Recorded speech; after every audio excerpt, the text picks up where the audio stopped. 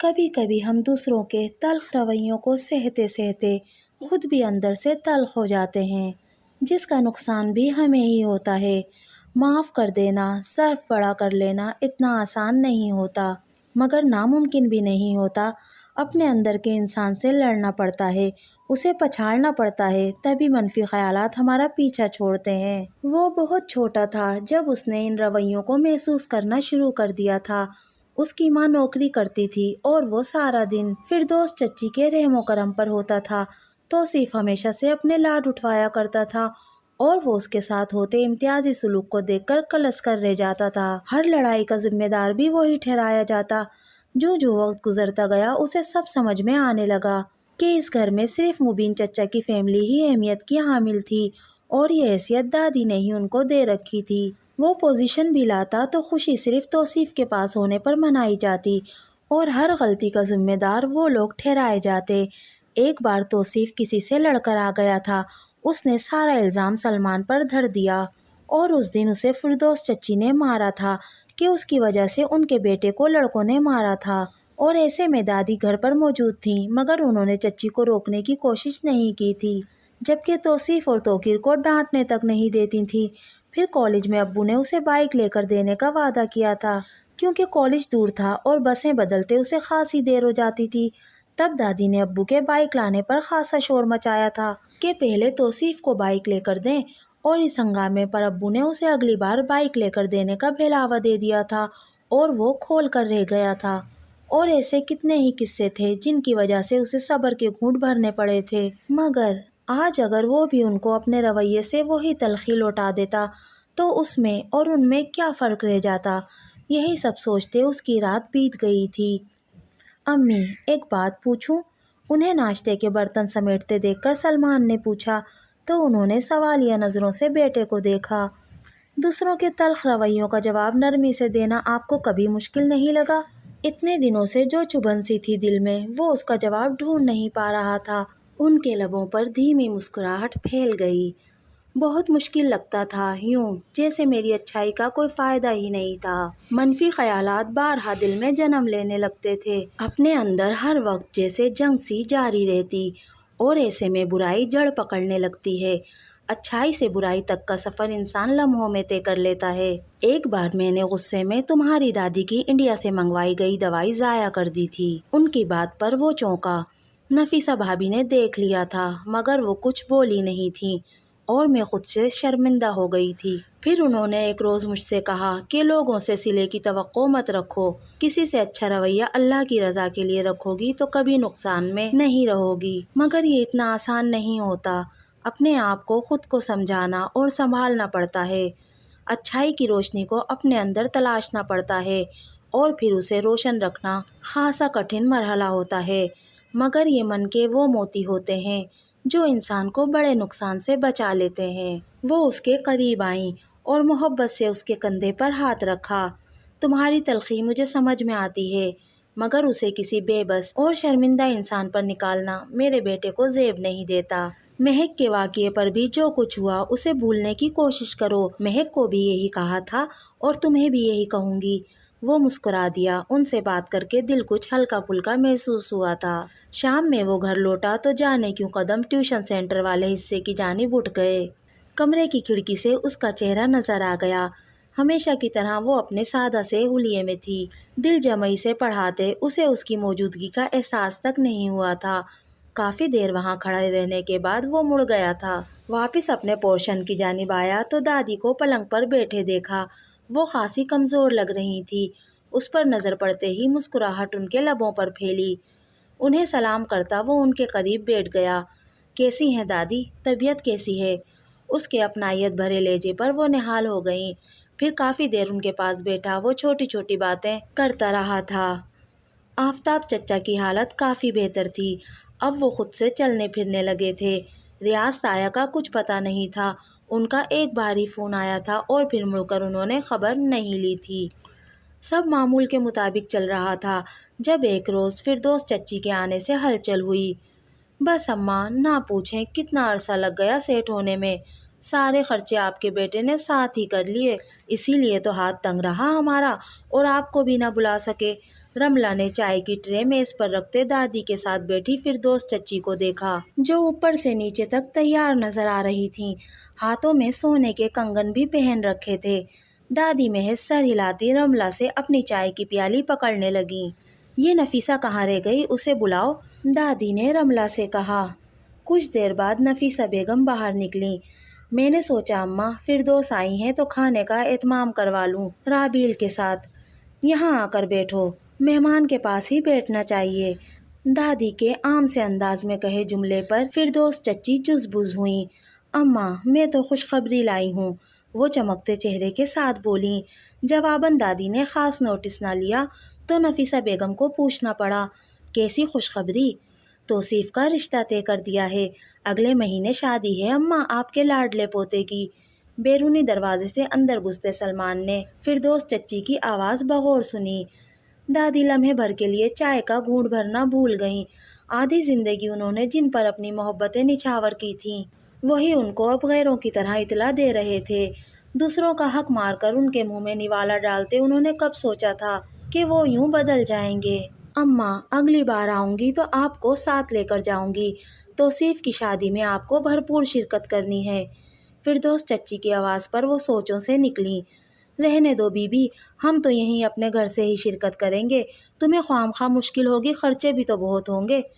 سلمان نے قریب آ کر سلام کیا تو دادی کے چہرے پر رونق آئی، وہی رونق جو کبھی ان کے بیٹوں کو دیکھ کر آیا کرتی تھی۔ اماں توصیف کی شادی پر آپ یہاں سے شرکت کیوں کریں گی؟ فردوس چچی نے خفگی سے کہا۔ کیونکہ یہی میرا گھر ہے اور یہ سب میرے بچے جنہوں نے میری بیماری میں میرا بڑا ساتھ دیا، میرا خیال رکھا۔ سلمان کا ماتھا چومتے دادی نے محبت سے کہا تو وہ بھی مسکرا دیا۔ تیاریوں میں کسی مدد کی ضرورت ہو تو ہمیں بتانا فردوس، نفیسہ بیگم نے خلوص سے کہا تو دادی بول پڑیں۔ لو تیاریوں کی بھی خوب کہی، وہ تو فردوس کر ہی چکی ہوگی، ہمیں تو بی بی بس کارڈ دے دینا، ہم سب پہنچ جائیں گے۔ اپنے کمرے کی جانب جاتے سلمان کے کانوں میں دادی کی آواز پڑی تو اس نے اپنی ہنسی ضبط کی۔ آج ایک عرصے بعد دادی اپنے موڈ میں آئی تھی اور ان کے جملوں نے فردوس چچی کو اچھی طرح سمجھا دیا تھا کہ اب ان کی حیثیت بھی پہلے جیسی نہیں رہی تھی اور یہ ان کے اپنے رویے کی دین تھی۔ میری بہت اچھی جاب لگ گئی ہے دادی، مٹھائی کا ڈبہ کھولتا وہ پرجوش سا بولا تو دادی بھی خوش ہوئیں۔ ماشاء اللہ، آفتاب اور سعد کا سنیں گے تو بہت خوش ہوں گے، سب آپ لوگوں کی دعاؤں کا ثمر ہے۔ ان کے منہ میں گلاب جامن ڈالا۔ ابو امی کہاں ہیں اور باقی سب؟ آفتاب سو رہا ہے، صادقہ کا فون آیا تھا کچھ دیر سے آئے گی، اور عمر، رملہ، رابیل ٹیوشن سینٹر میں ہیں، دادی نے بتایا۔ یوں بھی آج وہ جلدی آ گیا تھا، بھوک لگ رہی ہے، دوپہر کو بھی کچھ نہیں کھایا۔ سلمان نے گھڑی دیکھی جو 4:30 بجا رہی تھی۔ اسی وقت رابیل آتی نظر آئی۔ رابیل اچھا ہوا آ گئیں، مٹھائی کھاؤ، بھائی کی نوکری لگ گئی ہے، دادی نے اسے پکارا۔ بھائی تو نہ بنائیں، سلمان بڑبڑایا، مگر دادی سن نہ سکیں۔ مبارک ہو آپ کو، رابیل نے سادہ سے انداز میں کہا۔ مٹھائی کا ڈبہ اس نے اٹھا لیا تھا۔ کھانا گرم کر دو بھائی کے لیے، دوپہر سے بھوکا ہے بچہ۔ وہ سر ہلاتی ڈبہ لیے کچن میں گھس گئی۔ کچھ دیر بعد ہی وہ کھانا گرم کر کے لے آئی۔ خاموشی سے ٹرے اس کے سامنے رکھ کر واپس ہو لی تو سلمان دادی کی جانب متوجہ ہوا۔ بس اب رابیل کی کہیں اچھی جگہ بات ٹھہر جائے، شادی دیکھ لوں اس کی، دادی کے لہجے میں فکر مندی تھی۔ دادی آپ کی اس پوتی سے شادی کرے گا کون؟ سلمان نے شرارت سے کہا تو دادی برا مان گئیں۔ کیوں نہیں کرے گا، یہ بچی تو ہیرا ہے، جس گھر جائے گی اسے جنت بنا دے گی۔ سلمان نے مسکراہٹ روکی اور ان کی جانب جھکا۔ پھر اس ہیرے کو گھر میں ہی رکھ لینا دادی۔ ان کے حیران چہرے کو دیکھا، پھر اٹھ کھڑا ہوا۔ پانی لے کر آتا ہوں، جلدی سے کچن کی جانب قدم اٹھائے اور دادی اس کی بات کا مطلب سمجھتے ہی مسکرا اٹھیں۔ وہ چولہے کے پاس کھڑی چائے بنا رہی تھی، اس کی موجودگی پر سرسری سا اسے دیکھا۔ فریج سے پانی کی بوتل نکال کر گلاس میں پانی بھرتے سلمان کی نگاہیں اس پر اٹھی ہوئی تھیں۔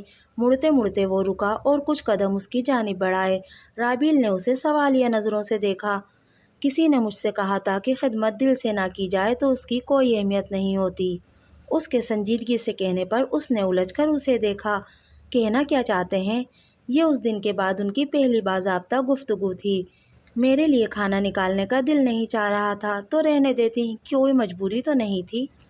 آپ سے کس نے کہا کہ مجھے کسی مجبوری نے باندھ رکھا ہے؟ آپ اگر میرے ہی الفاظ مجھے لوٹانا چاہتے ہیں تو اور بات ہے۔ اس کا سادہ سا انداز دو ٹوک تھا۔ سلمان مسکرایا۔ ہوں، میں صرف شکریہ ادا کرنا چاہتا ہوں اس کے لیے جو تم نے مجھے لوٹایا ہے۔ اس پر نگاہ ڈالے وہ کچن سے نکل گیا، جبکہ رابیل اس کے الفاظ پر غور کرتی رہی، پر کچھ عجیب تھا جو اسے سمجھ میں نہیں آ رہا تھا۔ آج چھٹی کا دن تھا اور سبھی گھر میں موجود تھے۔ صبح سے چلتی خنک ہواؤں نے ماحول خاصا خوشگوار بنا رکھا تھا۔ کڑھائی میں پکوڑے تلتی رابیل کچن کی کھلی کھڑکی سے آتی ہواؤں کا مزہ لے رہی تھی۔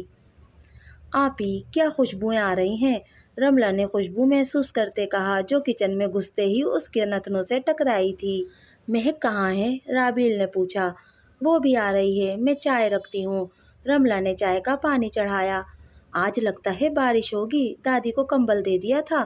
خیال آنے پر پوچھا۔ ابھی دے کر آ رہی ہوں، چچا چچی اور امی بھی دادی کے پاس ہی بیٹھے ہیں، رملہ نے اطلاع دی۔ کچھ دیر بعد وہ چائے اور پکوڑے لے کر برآمدے میں آ گئیں، جہاں بڑوں کی محفل جمی تھی۔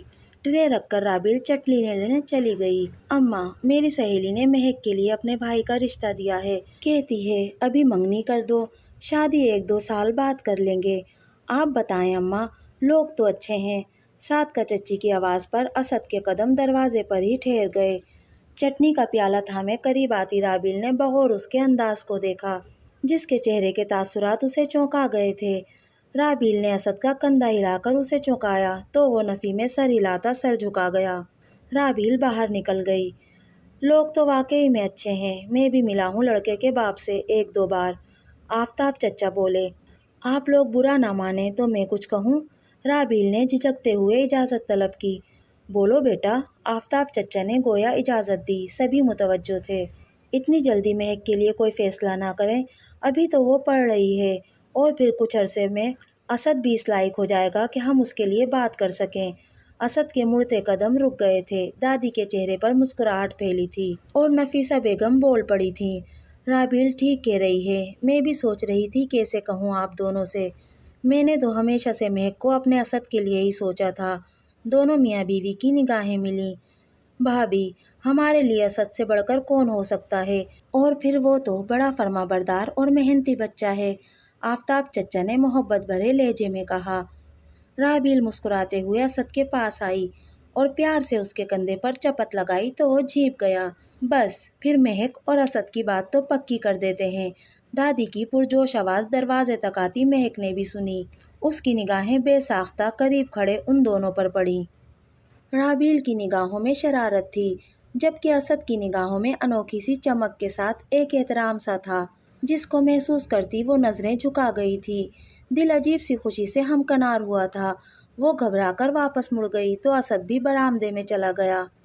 بھابھی، ہمیں بھی آپ سے کچھ مانگنا تھا۔ ساتھ کا چچی کی بات پر نفیسہ بیگم نے سوالیہ نگاہوں سے انہیں دیکھا۔ ہم سلمان کے لیے رابیل کا رشتہ مانگنا چاہتے ہیں۔ رابیل حیران سی کچن کے دروازے میں ہی رک گئی تھی۔ نفیسہ بیگم نے دادی کو دیکھا۔ حیرت و خوشی کی ملی جلی کیفیت میں وہ جیسے گنگ ہو گئی تھی۔ آپ کچھ کہیں اماں، ریاض بھی نہیں ہے۔ میں اس خیال کے آتے ہی وہ کچھ افسردہ ہوئی تھی۔ ارے چھوڑو، ریاض کی پرواہ کیوں کرتی ہو؟ بچوں پر ساری محنت تو تم نے کی ہے، ان کے بارے میں فیصلہ کرنے کا اختیار بھی تمہیں ہی ہے، اس بنجارے کو کب فکر ہے؟ دادی نے صاف کہہ دیا۔ پھر بھی اماں، آپ ہاں کر دیں بھابھی، ریاض سے میں خود بات کر لوں گا، اسے بھلا کیا اعتراض ہونا ہے؟ آفتاب چچا نے ان کا مسئلہ حل کیا۔ اب تو منہ میٹھا ہونا چاہیے، دادی نے خوشی سے کہتے اسد کو مٹھائی لانے کے لیے دوڑایا۔ رابیل حیران سی کچن کی شیلف سے ٹیک لگائے کھڑی تھی، جب سلمان قریب آ کر کھنکارا۔ اس قدر سنجیدہ کیوں ہو؟ کیا تمہیں اپنا یہ بے مروت اور پتھر دل کزن قبول نہیں ہے؟ اس کے لہجے میں شرارت تھی۔ میں اتنی پرانی باتیں یاد نہیں رکھتی، مگر آپ شاید بھولتے نہیں ہیں، اس نے کہا تو وہ مسکرایا۔ کسی لڑکی نے پہلی بار ڈانٹا تھا اور پھر اس نے مجھے میری غلطی کا احساس دلایا تھا، اب اتنی شکر گزاری تو بنتی ہے کہ میں اس کے الفاظ کو یاد رکھوں۔ اسے خاموش دیکھ کر وہ مزید بولا، تم میرے لیے بہت انمول ہو رابیل، تمہاری اچھی سوچ نے میرے ارد گرد جیسے روشنی سی کر دی ہے، میرے اندر کے اچھے انسان کو جھنجھوڑا ہے تم نے، اور تمہارے ہونے کا احساس میرے اندر جیسے خوشبو سی بھر دیتا ہے۔ اس نے ایک نیا اعتراف کیا۔ رابیل کی پلکیں جھک گئیں۔ ہم دونوں نے اپنے بڑوں کی غلطیوں سے بہت کچھ سیکھا ہے اور مجھے لگتا ہے ہم مل کر ایک اچھا محبت بھرا گھر بنا سکتے ہیں۔ سلمان کے پر یقین لہجے پر اس کے لبوں پر بڑی خوبصورت مسکراہٹ پھیلی تھی۔ سب کے رشتے طے ہو رہے ہیں اور ہمیں کوئی پوچھ ہی نہیں رہا۔ وہ صحن میں پودوں کو پانی دیتی رملہ کے قریب جا کر بولا تھا اور وہ گویا اچھلی پڑی تھی۔ کیا کہہ رہے ہو؟ بوکھلا کر وہ اس کی جانب مڑی۔ احتجاج کر رہا ہوں بھائی، اگر اب ہمارا بھی نام لے دیں تو کیا ہی اچھا ہو۔ رملہ نے جلدی سے بڑوں کو دیکھا، کہیں کسی نے سن نہ لیا ہو۔ اچھا ہے سن لیں، آسانی ہو جائے گی، عمر نے سمجھتے ہوئے شرارت سے کہا تو رملہ نے اسے گھورا۔ ایسا کرتے ہیں، جا کر رابیل بھابھی سے کہتے ہیں، وہی میری وکیل بنیں گی۔ عمر تیزی سے اندر بھاگا تو اسے پکارتی پیچھے بھاگی۔ دادی نے یہ منظر دیکھا تو مسکراہٹ لبوں پر کھل اٹھی۔ ان کے آنگن کے پھول اکٹھے کھلتے کتنے اچھے لگ رہے تھے۔ ایک آسودگی سی گویا دل میں اترتی چلی گئی۔ کتنے صحیح وقت پر وہ اپنی غلطیوں کو پہچان گئی تھیں اور یہ رب کی عنایت ہی تھی کہ ان کی توبہ قبول ہو گئی تھی اور ان کے بچوں کی اعلیٰ ظرفی کہ انہوں نے اپنا مقام کھویا نہیں تھا۔ دوستو، یہ تھا ناول من کے موتی کا 5واں اور آخری حصہ۔ اس ناول کی قلم کار تھی سدرا حیات۔ آپ کو میری آج کی ویڈیو کیسی لگی مجھے کمنٹ کر کے ضرور بتائیے گا۔ اگر ویڈیو پسند آئی تو پلیز میرے چینل کو سبسکرائب کیجیے، میری ویڈیو کو لائک اور شیئر کیجیے۔ ملتے ہیں اگلی ویڈیو میں، تب تک کے لیے اللہ حافظ۔